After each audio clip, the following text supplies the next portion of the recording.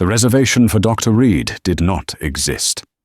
At least, that was the considered opinion of Julian Croft, the maitre d' of the Gilded Quill, a man whose spine seemed to have been replaced by a yardstick and whose smile never quite reached his eyes. He tapped a perfectly manicured finger on the glossy screen of his tablet, the soft click of his nail on the glass, the only sound in the hushed, marble-floored vestibule. "Reed, you say? R-E-I-D?" he asked, his voice a silken, condescending drawl. He didn't look at the woman standing before him. He looked at a point just over her shoulder, as if addressing a more suitable patron who had yet to arrive. "That's correct," Dr. Alani Reed replied. Her voice was calm, a low contralto that carried a quiet authority. After a 12-hour day closing a landmark deal for her firm, a deal that would redefine digital forensics for the next decade, all she wanted was the quiet corner table she had booked 3 weeks ago. It was New Year's Eve, a night for reflection, and this dinner was a ritual, a solitary tribute to the late mentor who had first brought her here, a man who had believed in her when she was just a scholarship kid from the Bronx with an audacious mind. At 39, Alani wore her success not as a shield, but as a second skin.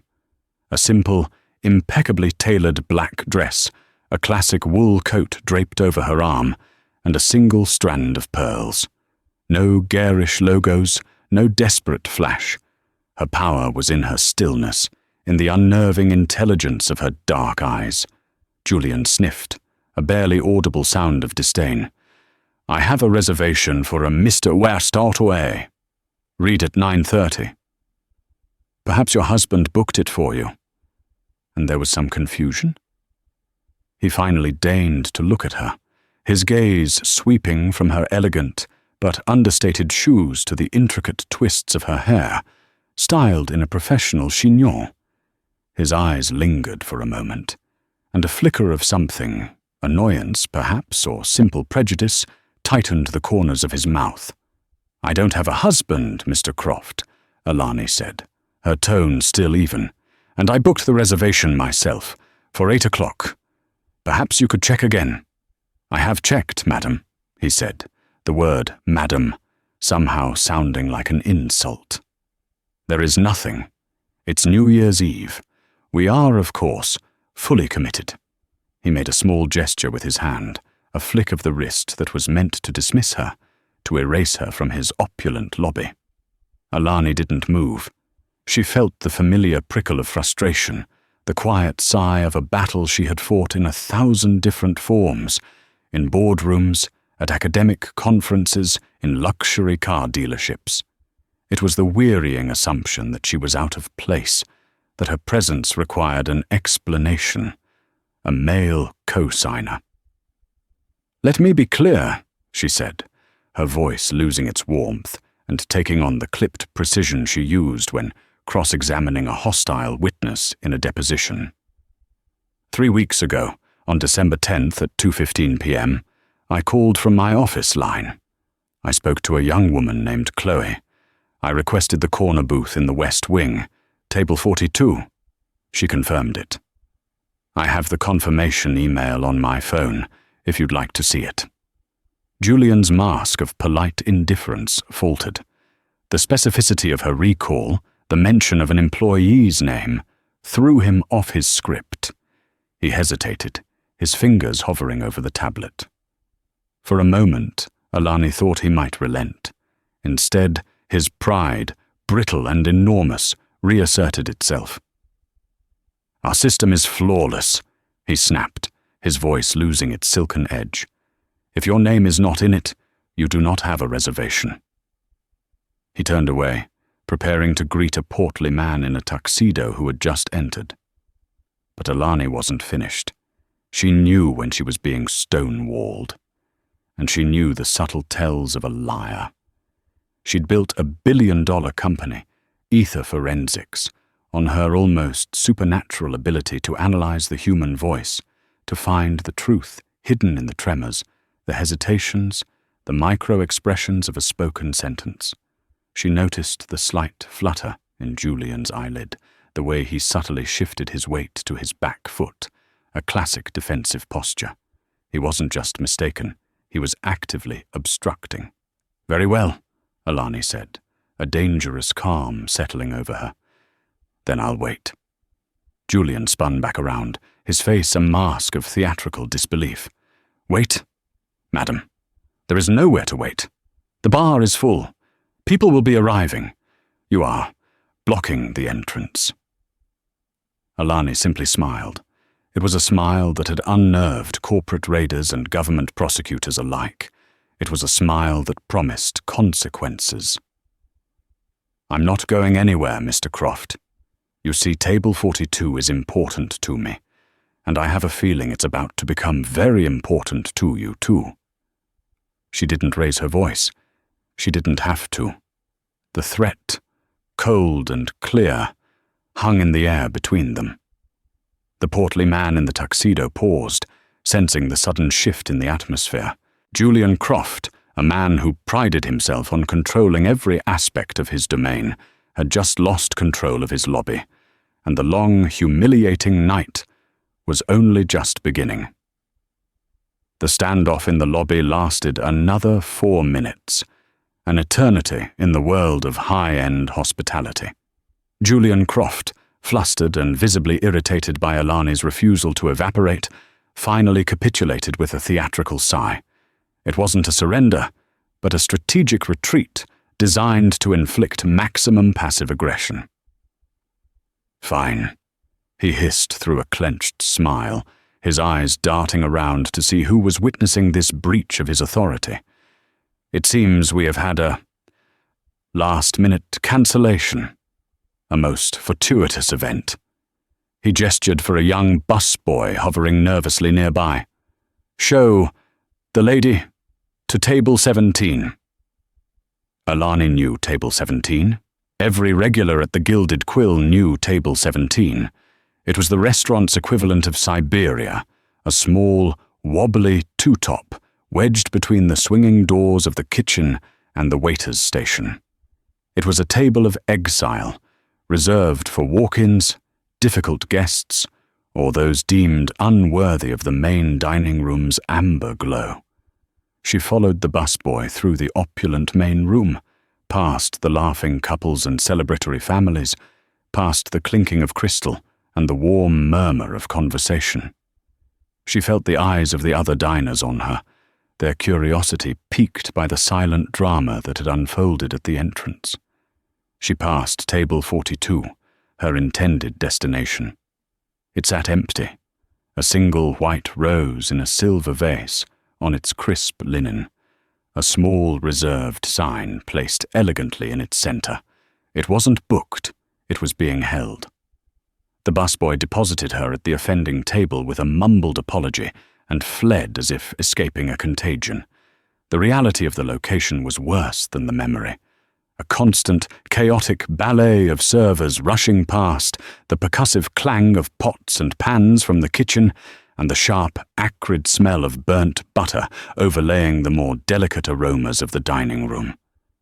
It was impossible to think, let alone reflect. Alani sat down, placing her clutch on the table.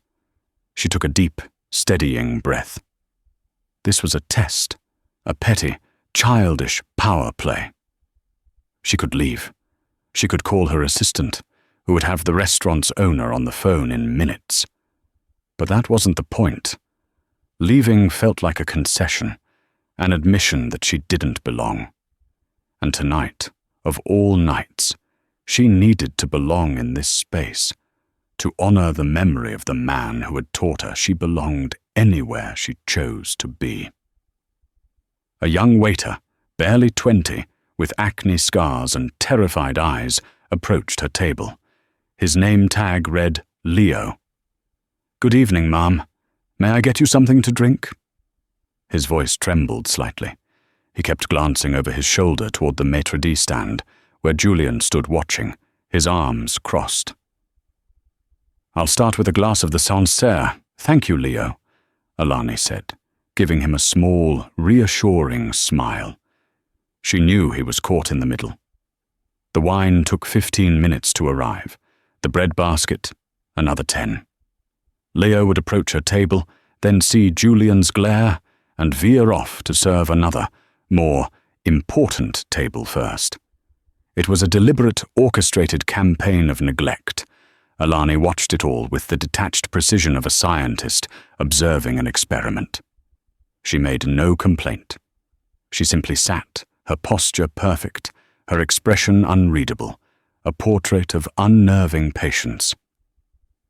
She pulled out her phone, not to scroll through social media, but to review the preliminary audio files for her company's latest project, a Department of Justice contract involving sophisticated voice-disguising software.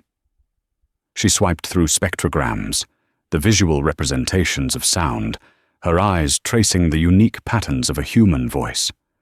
To an outsider, it looked like she was playing a game. To her, it was work, a familiar comfort in a hostile environment. Beside her phone, she placed a sleek, silver fountain pen. It was a custom-made device, a gift from her R&D department.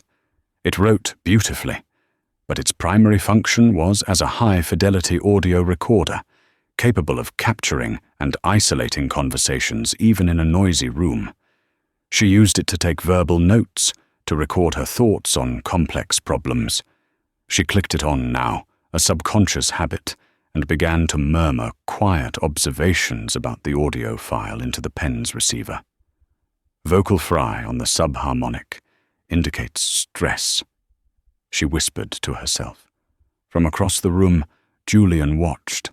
He saw the phone, he saw the pen, he saw her whispering, and in his mind, poisoned by prejudice and a desperate need to be right, he began to construct a narrative. This woman wasn't a patron. She was a threat, a corporate spy, perhaps, a restaurant critic recording the staff. Or worse. He strode over to her table, his polished shoes clicking an aggressive rhythm on the stone floor. Leo was in the middle of taking Alani's dinner order, and Julian physically shouldered him aside. "Is there a problem with the service, madam?" Julian asked, his voice dripping with false concern. "The only problem is the 25-minute wait for a glass of water," Alani replied coolly, not looking up from her phone. "Perhaps the wait would be shorter if our guests were not preoccupied," Julian said, his eyes fixed on her pen. "We have a very strict policy at the Gilded Quill. No recordings of any kind. It is for the privacy of our clientele." Alani looked up, her eyebrows raised slightly. "This is a fountain pen, Mr. Croft." "Is it?" he sneered.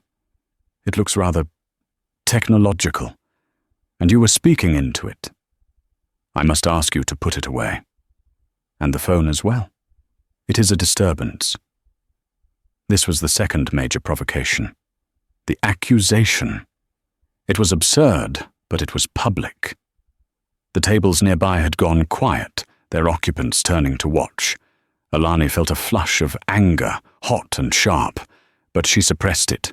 Emotion was a liability. Data was power. "Of course," she said, her voice betraying nothing. She clicked the pen off and placed it, along with her phone, into her small leather clutch, snapping it shut with a definitive click.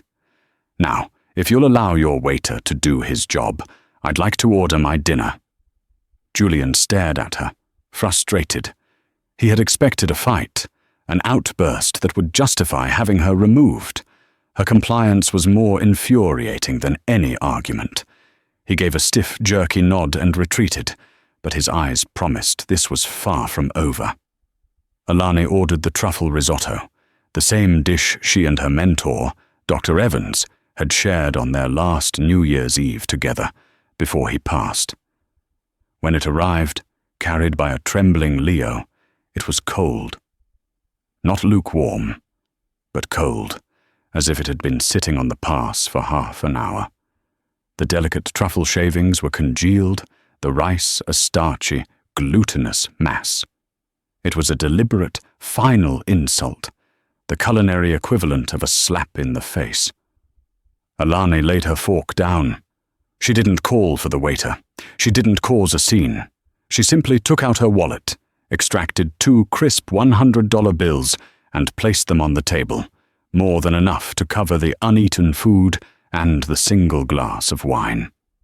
She stood up, collected her coat and clutch, and walked directly toward the Maître d' stand. The battle was over, she had decided. She would leave, but on her own terms, with her dignity intact. Julian saw her coming. A triumphant smirk played on his lips. He had won. He had driven the interloper out. "Was everything to your satisfaction?" he asked, his voice oozing insincere charm. "Everything was precisely as you intended it to be," Alani said, her voice flat and cold. She was about to walk past him and out into the crisp winter night, but he couldn't resist one final jab, one last exertion of his petty power. "Just a moment," he said, stepping in front of her, blocking her path. "Before you leave, I have a responsibility to the security of this establishment and the privacy of my guests." His voice was now loud enough for the entire front of the restaurant to hear.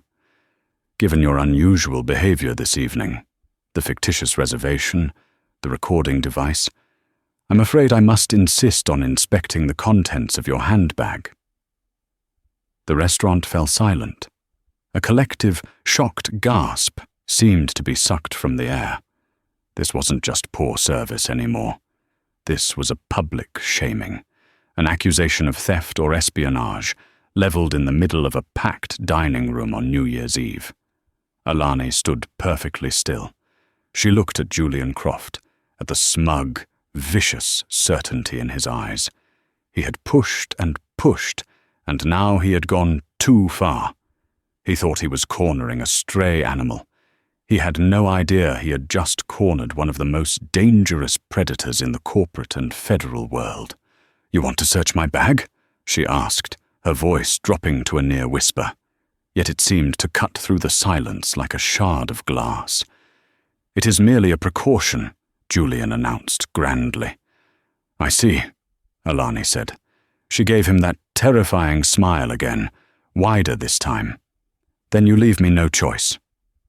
She reached into her clutch, but she didn't pull out her phone or her pen. She pulled out a small, discreet business card. "Before you commit an act that will destroy your career and quite possibly this restaurant's reputation, I suggest you call the owner. Call Arthur Vance. Tell him Alani Reed is here. And tell him you're about to make the biggest mistake of your life." Julian's sneer was the last line of defense for a man whose authority had been publicly challenged. He took the card from her fingers but didn't look at it. He held it up to the light theatrically, as if examining a forgery. "Arthur Vance does not take calls on New Year's Eve," he declared to the rapt audience of diners, especially not regarding baseless threats from disgruntled customers. He made a show of tearing the card in half, the rip of the thick cardstock unnaturally loud in the silent room. He let the 2 pieces flutter to the polished marble floor. "Security," he called out, his voice ringing with manufactured authority. "We have a situation." 2 burly men in ill-fitting black suits emerged from a back office. They were the restaurant's hired muscle, more accustomed to ejecting drunks than dealing with a woman in a Chanel dress. They moved toward Alani, their expressions a mixture of confusion and reluctance. "Sir?" One of them, the larger of the 2, asked Julian, his eyes flicking nervously toward Alani. "This woman is refusing a standard security check after being caught attempting to record our patrons. Escort her to the manager's office. We will wait for the police there," Julian commanded. He was doubling down, tripling down, betting his entire career on the assumption that Alani Reed was nobody. Alani didn't resist. She didn't scream or argue. To do so would be to descend to his level. Instead, she held her ground, her gaze locked on Julian.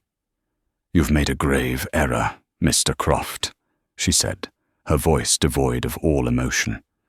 It was a statement of fact, like a scientist noting a variable that would irrevocably alter an experiment's outcome. As the security guards flanked her, preparing to lead her away, an elderly man at a nearby table slowly rose to his feet. He was frail, dressed in a slightly dated but expensive tweed jacket. He leaned heavily on a silver-headed cane. "Julian," the old man said, his voice thin but carrying the unmistakable weight of old money and lifelong privilege. "What in God's name do you think you're doing?" Julian froze, his face paling.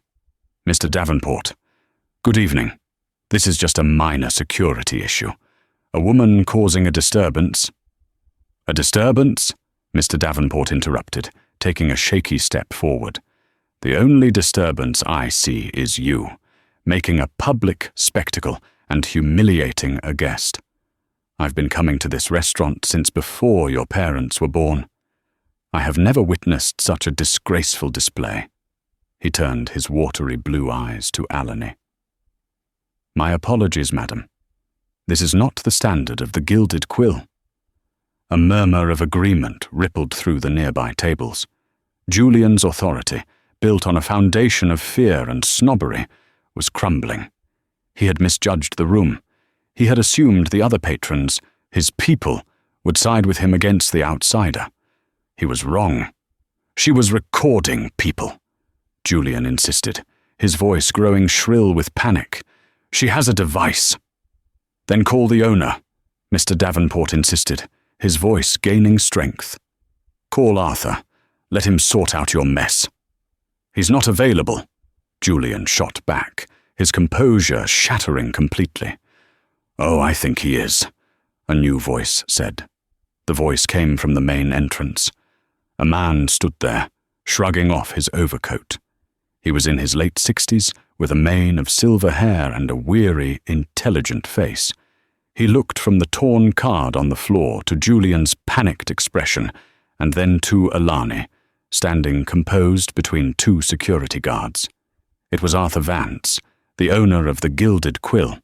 "My apologies for being late, Dr. Reed," Arthur Vance said, his voice a gravelly baritone that commanded immediate attention. "The traffic was abominable. I trust Julian has been taking good care of you." The question was a dagger wrapped in velvet. The entire room, now a theatre of silent, staring faces, understood its meaning. Julian Croft looked as if he had been struck by lightning. He opened his mouth, but no sound came out. Arthur Vance walked past his sputtering maître d' without a second glance. He offered his hand to Alani. "Alani, it's been too long." "Arthur," she replied, accepting his hand. Her grip was firm. "You have no idea." Vance's eyes took in the scene. The security guards, the cold plate of risotto on the distant table 17, the torn pieces of her card on the floor. A deep, weary sigh escaped him. He was a man who had inherited a legacy, a restaurateur from a bygone era who was trying to keep his institution relevant. He was tired of drama, tired of the endless staffing problems of the modern age. His first instinct was always to smooth things over, to de-escalate. "Julian," Vance said, turning to his manager. His voice was dangerously quiet. "My office. Now, Dr. Reed, if you would be so good as to join us. Let's clear this. Misunderstanding, up." He looked at the security guards. "You two are dismissed." The manager's office was a small, wood-paneled room that smelled of old leather and lemon polish. It was Arthur Vance's sanctuary, but tonight it felt like an interrogation chamber. Alani sat in a wing-back chair, the picture of composure. Vance stood by his mahogany desk, pinching the bridge of his nose. Julian stood in the center of the room, sweating through his custom-tailored shirt, his carefully constructed world collapsing around him. "All right, Julian," Vance began, his voice laced with exhaustion. "Start from the beginning, and I suggest you choose your words with extreme care. Dr. Reed is not just a valued patron, she's an old friend of my late father's, and her opinion carries considerable weight." This was Vance's first mistake. He was trying to handle this internally, to frame it as an insult to a VIP, a personal slight he could fix with an apology and a bottle of vintage champagne. He hadn't yet grasped the true nature of the offense. Julian seized on the opening. He saw a path to survival, a narrative where he was not a bigot, but merely an overzealous protector of the restaurant's good name. "Arthur, I swear it was a simple mistake that escalated," he began, his voice regaining a measure of its practiced sincerity. "The reservation was under A. Reed. The system defaulted to Mr. When the lady arrived, I couldn't find her booking. I did my best to accommodate her on our busiest night." "By putting her at table 17? Vance asked, his eyebrow arching. "It was all we had," Julian pleaded. "Then I observed her with a device. She was speaking into it, sir. A recording pen. You know our policy. The privacy of the Davenports, the Astors. It's paramount. I politely asked her to put it away. She became belligerent, aggressive. When she tried to leave without paying for her meal, I felt I had no choice but to detain her for a security check. I was acting in the best interests of the Gilded Quill. It was a masterful performance, a tapestry woven from half-truths and outright lies. Vance, a man who loathed confrontation, wanted to believe him. It was the easier path. He looked at Alani, a hint of doubt in his eyes. "Alani," he said softly, "Julian can be officious, but a recording device, on New Year's Eve, you can understand his concern." Alani looked from the desperate, lying face of Julian Croft to the tired, compromising face of Arthur Vance. She realized Vance wasn't going to be her savior. He was an enabler, a man whose desire for a quiet life allowed men like Julian to flourish under his nose. If she wanted justice, she would have to seize it herself. "He's lying," she said simply. "It's her word against mine." Julian jumped in. A respected manager of 10 years versus a woman who couldn't even make a proper reservation. "Is it?" Alani said. She reached into her clutch and placed the silver fountain pen on the polished surface of Vance's desk. "This is my device, Arthur. It is, as I told Mr. Croft, a fountain pen. It is also a high-fidelity audio recorder. I use it to take verbal notes for my work." Vance picked it up, examining it. It looked and felt like a pen. "So you were recording?" he asked, a note of disappointment in his voice. "Yes," Alani said, and Julian's face lit up with triumph. "I was. I activated it subconsciously while reviewing a file before dinner, a habit. But I turned it off the moment your manager asked me to." She paused, letting the silence stretch. "However, when Mr. Croft escalated his harassment in the lobby, when he tore up my card and summoned security, I turned it back on." The triumphant look on Julian's face vanished, replaced by a sudden, stark terror. "That's illegal," he stammered.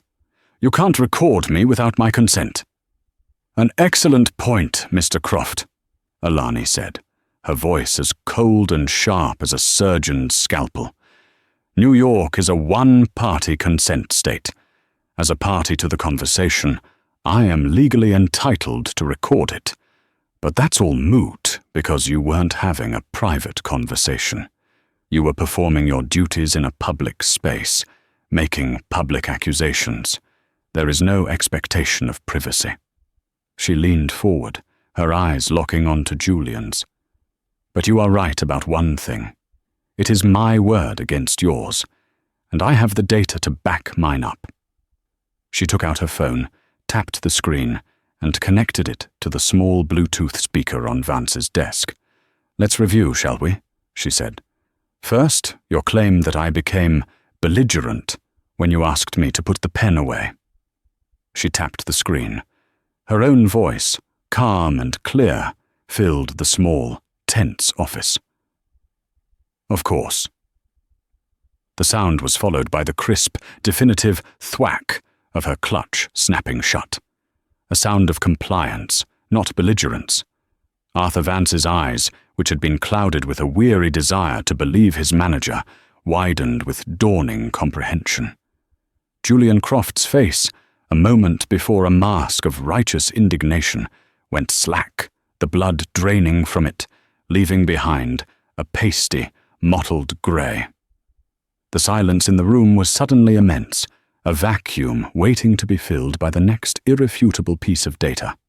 "Now," Alani continued, her voice a low, steady current in the still air, relentless and unhurried, "let us address your assertion that I was attempting to depart without settling my bill." She tapped the screen of her phone again, her movements precise and economical. Her own voice echoed once more, flat and cold. "Everything was precisely as you intended it to be." It was followed immediately by the sharp, aggressive timbre of Julian's voice, artificially loud and pitched for the public theatre of the dining room. "Just a moment. Before you leave, I must insist on inspecting the contents of your handbag." Alani let the recording play out for another second, capturing the shocked silence of the restaurant before pausing it. She looked at Arthur Vance, whose gaze had dropped to the polished surface of his antique desk, as if unable to meet her eyes. "The audio and its ambient context clearly indicate that I was at the Maître d' stand, in the process of exiting the establishment. After, having left more than sufficient payment on table 17, she narrated, her tone that of an expert witness presenting unimpeachable evidence. You, Mr. Croft, were the one who initiated the confrontation. You were the one who detained me. Falsely, I might add, which is a rather serious tort." Vance finally sank into his large leather desk chair, the old springs groaning under the sudden weight of his despair. He looked at Julian, but not with anger yet. It was a look of profound, dawning horror, the look of a man realizing the foundations of his house are rotten to the core. "But this," Alani said, her voice dropping, becoming softer, more intimate, and therefore infinitely more menacing. "This is the part that I believe will be of particular interest to your board of directors. And, should it come to it, the district attorney's office." She turned her full attention to Julian, who had begun to tremble, a fine, uncontrollable tremor starting in his hands and spreading through his body. "You see, Mr. Croft, my work involves more than simple audio capture. My company, Ether Forensics, develops the most advanced vocal analysis software on the planet. We hold contracts with the Department of Defense, the FBI, and a dozen other three-letter agencies you've only ever seen in films. We don't just listen to what is said. We analyze the microscopic, involuntary tells in the human voice. We map the biomarkers of deception." With a swipe of her thumb, the phone's screen bloomed with a complex, jagged waveform, a vibrant, multicolored digital representation of a human voice. It pulsed, a venomous green and blue, as she prepared to play the next file. "I took the liberty of running a preliminary diagnostic while you were constructing your fiction for Mr. Vance. Let's listen to your initial denial of my reservation, shall we? The moment this entire unfortunate evening began." She pressed play. Julian's voice, the one from the lobby, filled the office. It was silken, smooth, dripping with the condescending charm he mistook for sophistication. "I have checked, madam. There is nothing." As the last word left the speaker, a jagged line of visceral, blood-red shot through the waveform on her phone's screen. "That spike," Alani explained, her voice utterly devoid of emotion, "represents a cascade of physiological responses. a rise in subvocal tremor to 14.8 Hz, a fractional but measurable decrease in fundamental pitch, a micro-hesitation just 8 milliseconds long between the words is and nothing. My software correlates these biomarkers with a 98.7% probability of active conscious deception. She looked up from the screen, her dark eyes pinning Julian to the spot. You weren't mistaken about the reservation, Mr. Croft. You knew it was there. You saw my name, and you made a decision. You deleted it. She swiped again, a gesture as final as a judge's gavel. And now, for your performance in this office, your desperate attempt to save yourself by slandering me. She played his impassioned speech to Vance. The screen became a forest of crimson flags, a digital forest fire of deceit. She became belligerent. A red spike flared. Aggressive, another. Tried to leave without paying. A third, the largest yet, bloomed on the screen like a toxic flower. Alani turned the phone off. The sudden absolute silence was more damning than any sound. The air in the room was thick, heavy with the digital ghost of exposed lies. Julian Croft was no longer a rude maitre d' or an overzealous manager. He was a fraud, a bigot, a petty tyrant, stripped bare by a technology he couldn't possibly comprehend. He had tried to humiliate a woman based on the ugly, baseless assumptions festering in his soul. And in return, that woman had systematically, surgically, dismantled his entire reality, piece by piece, lie by lie, using nothing but the sound of his own voice against him. Arthur Vance rose from his chair. He moved like a much older man, his joints stiff with shock. He looked at the trembling, broken creature in the center of the room, this man he had trusted for a decade, and then at the calm, formidable woman who sat opposite him, a figure of immense, quiet power. He finally, truly, understood. He hadn't just employed a bad manager. He had curated a cancer. He had allowed a rot to set in, and its poison was now threatening to bring down the entire 100-year-old structure of his family's legacy. Julian, Vance said, his voice a hoarse, strangled whisper. Get out. Leave your keys, your access cards, everything on the desk. You're fired. The words hung in the air, a death sentence delivered. But the aftermath was not clean. Julian, stripped of his title, his power, his carefully constructed persona, did not simply vanish. He crumpled. The yardstick in his spine seemed to dissolve, leaving a stooped, pathetic man whose expensive suit suddenly looked 2 sizes too big. Arthur, please, he whimpered. The silky condescension gone forever, replaced by the raw, pleading panic of a cornered animal. Please, it was a mistake, a terrible misunderstanding. 10 years.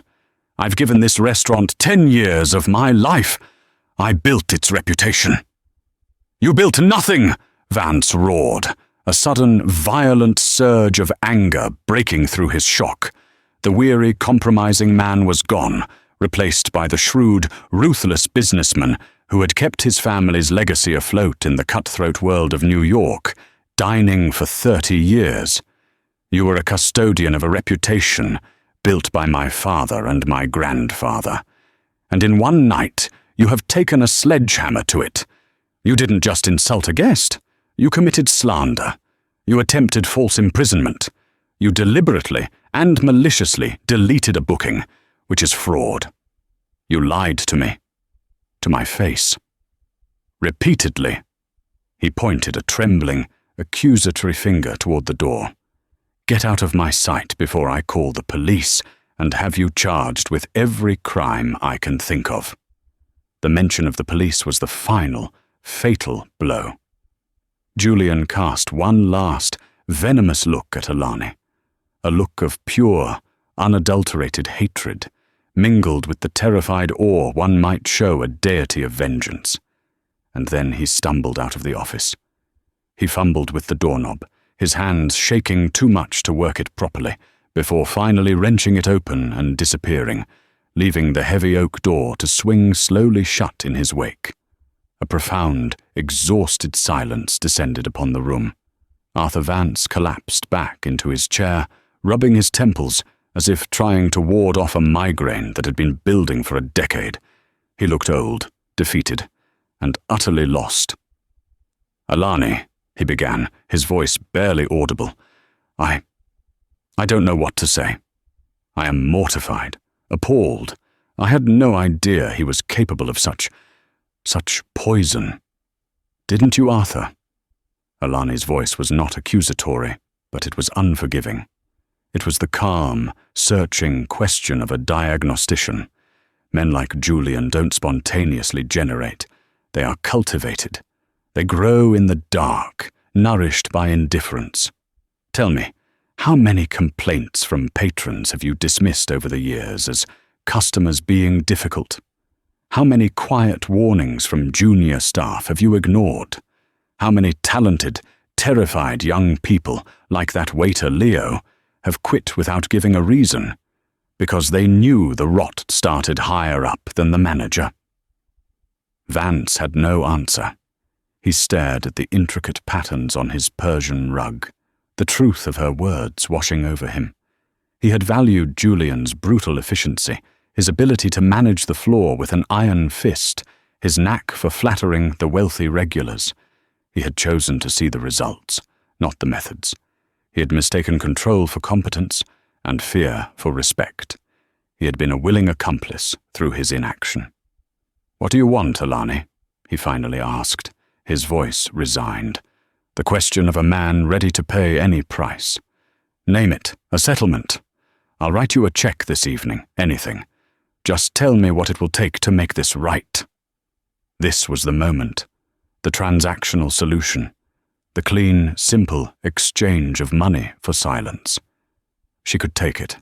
A 7-figure check, easily secured, would be a balm to the wound of the evening's humiliation. It would be punitive. It would be satisfying. But as she looked at Arthur Vance's tired, broken face, she knew it would also be meaningless. It wouldn't fix the problem. It would only plaster over the cracks. It wouldn't help the next person, Julian Croft, or a man just like him, decided didn't belong. "Money is an anesthetic, Arthur," she said softly, her voice losing its hard edge and taking on a profound weariness. "It dulls the pain, but it doesn't heal the wound. It doesn't cure the disease. I don't want your money. I want this to have meant something." She stood and walked to the office window, which overlooked the bustling street. The city was alive, glittering with the promise of a new year. This was never just about a dinner reservation. It was about a pattern of behavior you have allowed to fester in this establishment. A culture that judges people on sight, that weighs their worth based on the cut of their suit, the color of their skin, the gender presumed by a first initial on a booking form. She turned back to face him, her silhouette framed by the city lights. "So this is what is going to happen. First, you will walk out into that dining room, and you will personally apologize to Mr. Davenport and any other guests who witnessed that disgraceful spectacle. You will not make excuses. You will tell them plainly that your manager has been terminated, effective immediately, for his unprofessional and discriminatory behavior. You will restore their faith in the dignity of this establishment." Vance nodded slowly, his chin sinking to his chest. "Done. Second," she continued, "you will find the most senior, most respected waiter on your floor, and you will promote them to interim manager, tonight, in front of the entire staff, and you will find Leo, the young man Julian terrorized and used as a pawn in his pathetic power game. You will give him a $2,000 bonus, and you will write a formal commendation for his file, praising his grace and professionalism under extreme duress. You will show your staff that integrity is rewarded, not punished. Yes, of course, Vance agreed, the words coming more easily now. These were concrete, immediate actions, penance he could perform.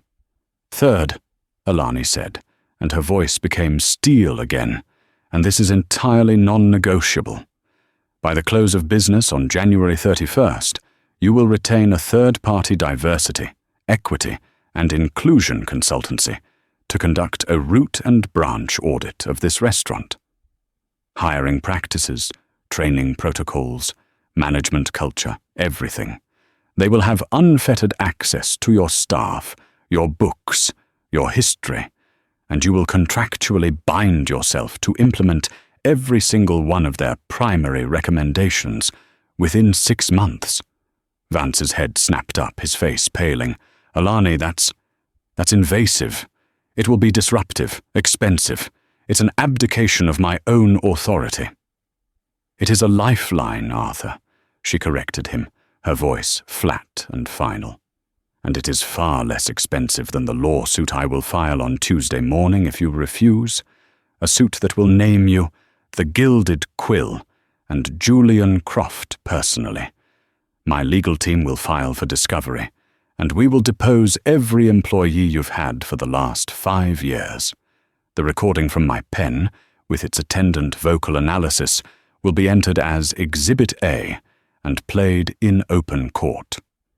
Think of the headlines. Think of the damage to your brand.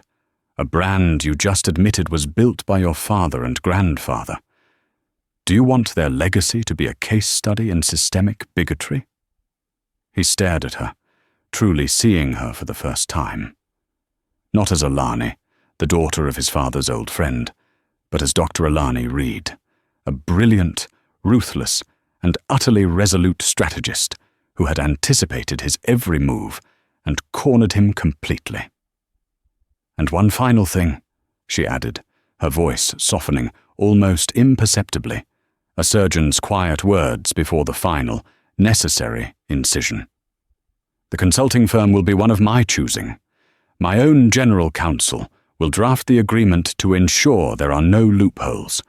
This will be done right, or it will not be done at all. It was checkmate, a total, unconditional surrender. Arthur Vance had built his life around the gilded cage of his inheritance, and he would do anything to save it, even if it meant shattering the cage and learning to live in the uncomfortable, unfamiliar light of a new world. Agreed, he whispered, the single word tasting like ash in his mouth. Alani gave a single, sharp nod of acknowledgement. The deal was done. She retrieved her pen from his desk, its silver barrel cool against her skin, and placed it back in her clutch. Good. My lawyer will be in touch with yours tomorrow to formalize the terms. Now, if you'll excuse me, I believe you have an announcement to make to your patrons. She walked to the door, her part in the drama concluded. She paused with her hand on the heavy brass knob. Oh, and Arthur? She said, looking back at the broken man in the leather chair. Happy New Year. She stepped out of the office, but she did not head for the exit. Instead, guided by an impulse she didn't fully understand, she walked back into the main dining room. The room was abuzz with a low, electric hum of whispers. As she moved through the tables, conversations ceased. Diners looked up, their faces a mixture of awe, curiosity, and respect. She walked directly to table 42, her table. It was still empty, the single white rose in its silver vase a lonely sentinel. She pulled out the chair and sat down. A moment later, Arthur Vance emerged from his office. He looked 10 years older. He walked to the center of the room and cleared his throat. Alani didn't listen to the words of his speech. She didn't need to. She had the data. She knew he would comply. The dining room slowly began to return to a semblance of normality, albeit a changed one. Then, A figure approached her table. It was Leo. His eyes were no longer terrified. They were wide, shining with a light she hadn't seen before. "Dr. Reed," he began, his voice still shaking slightly, but with emotion now, not fear. They told me what you did. For me. For all of us." "You acted with integrity, Leo," she said, offering him a small, genuine smile. "That should always be recognized. My father. He always told me to just keep my head down, you know? Don't make trouble," he said, a sad wisdom in his young face. "Tonight, you showed me that sometimes the only way to keep your head up is to make trouble." "Your father is a wise man," Alani replied, "but my mentor taught me something different. He said, never mistake a quiet life for a good one. Do good work, Leo, be kind, and never, ever let anyone make you feel small." He nodded, absorbing her words, a tear tracing a path through the faint scars on his cheek. He backed away, bowing his head slightly, and returned to his duties, a little taller than before. As the clock neared midnight, another guest stopped by her table. It was Mr. Davenport, leaning on his silver-headed cane. "That was quite the display, young lady," he said, his watery blue eyes twinkling. "Reminded me of your mentor in a way. Michael Evans never suffered fools either. He would have been immensely proud of you tonight." "Thank you, Mr. Davenport," she said, the mention of his name a sudden, sharp pang in her heart. "I came here tonight to honor him." "And so you have," the old man said with a wry smile. "Though I doubt either of you pictured it involving the public execution of a maitre d'. Michael always said this place had the best risotto and the worst management in New York. Seems he was right on both counts." He tipped his head. "A happy new year to you, Doctor." He shuffled away, leaving Alani alone with her thoughts. The risotto she finally ordered arrived, hot this time, and perfect. But she barely tasted it. The quiet, reflective dinner she had craved was impossible now. She was no longer an anonymous patron. She was a symbol, a story that would be told and retold in this room for years. She left soon after, stepping out of the restaurant's heavy doors and into the cold, clean air of the New York night. At that exact moment, the city erupted. Cheers, horns, and noisemakers swelled into a joyous cacophony. The clock had struck midnight. A new year had begun. Confetti rained down from the sky like Technicolor snow. Alani stood apart from the celebrating crowds, an island of stillness in a sea of joyful motion. She felt no triumph. The victory in the office felt distant, clinical. What she felt was a profound, bone-deep exhaustion, a hollowness. The anger had burned itself out, leaving behind only the cold ash of a battle she should never have had to fight. At 39, a titan of her industry, a woman who advised governments and shaped the future of technology, she had just spent 3 hours of her life proving she had the right to eat a meal in a restaurant. She thought of Michael Evans, her mentor. He would have been proud, yes, but he would have been heartbroken too. He had spent his life trying to kick down doors so that she, his brilliant protégé, could walk through them unimpeded. And yet, here she was, still kicking. She had won. She had forced a small, meaningful change in one tiny corner of the world. She had saved Leo's job, humbled a powerful man, and planted the seeds of a better culture. She had honored her mentor's memory more profoundly than any quiet meal ever could. He had taught her to fight for her place in the world. Tonight, she had made that world a slightly more just place for the next person who dared to walk through the door. But the fight had taken its toll. It always did. A gentle snow began to fall, the flakes mingling with the last of the confetti, dusting her coat and hair. She looked up at the swirling sky, the sounds of the city fading into a distant roar. The quiet she had sought all evening finally found her. It was not the peaceful quiet of reflection. It was the stark, lonely quiet of a warrior after the battle is won. A quiet filled with the echoes of the fight and the heavy, certain knowledge that tomorrow, a new day, a new year, would bring another.